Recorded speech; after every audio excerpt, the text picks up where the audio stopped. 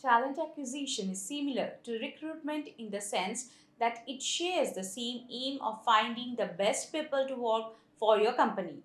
But whereas recruitment tends to be a very standardized, reactive process, talent acquisition is all about the long game of your company.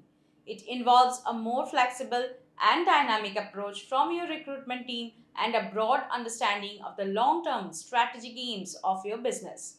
Welcome to VAR India News Hour.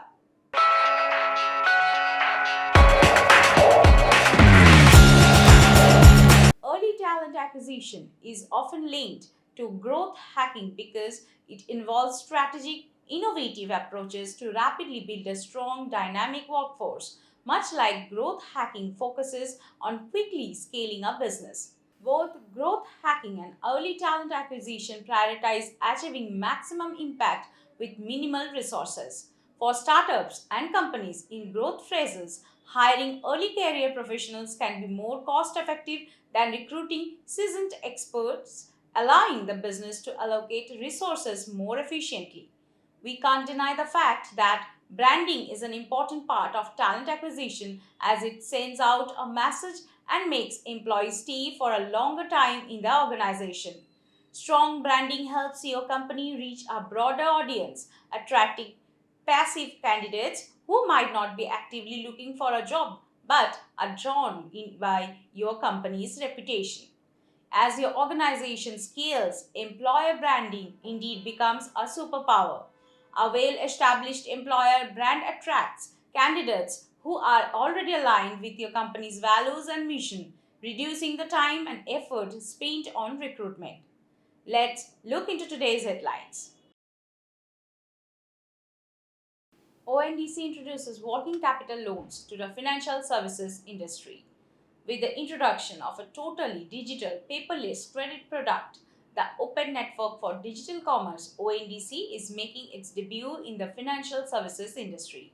The ONDC's larger initiative to promote interoperable financial services includes the working capital loans, which can be completed in as little as 6 minutes. ONDC has integrated 9 buyer applications including EasyPay, Paisabazaar, Tata Digital, Invoice Pay, Clinic 360, Zyper, IndiePay, Tireplex, and Pay Nearby, and 3 lenders including Aditya Birla Finance, DMI Finance, and Karnataka Bank. Android to have Google's Ask Photos AI feature. Ask Photos for Android is a new AI function that Google is working on. The Gemini AI assistant will be used by this Google Photos extension to respond to user inquiries regarding their photo collections.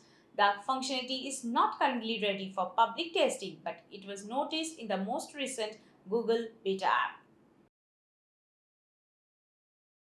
iPhone may crash due to a new iOS bug. Users of iPhones are being alerted of a recently found flaw that may result in device crashes.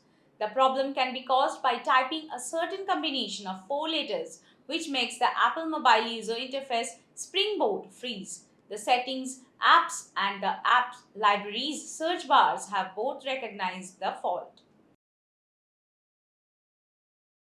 Kerala police wants Google and Meta to take action against online gambling. Google has been asked by the Kerala police to remove applications from the Play Store that are promoting fake online lottery apps under the state's lottery brand. Additionally, Meta received a warning from the Kerala police asking to take down the fake lottery advertisements from Facebook, WhatsApp, and Instagram.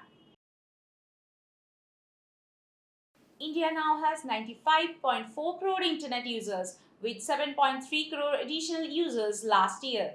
According to a research cited by the Ministry of Communications, the number of internet users in India increased significantly from 88.1 crore in March 2023 to 95.4 crore by March 2024, representing a noteworthy 7.3 crore additional customers. This indicates an 8.30% yearly growth rate, with the number of customers rising from 84.6 crore to 92.4 crore. Broadband services played a significant role in this growth. That's all for now. Please like, share, comment, and subscribe to VAR India magazine. You can download the Avar India app from Google Play Store and Apple App Store for more news and updates. Stay tuned. Thank you.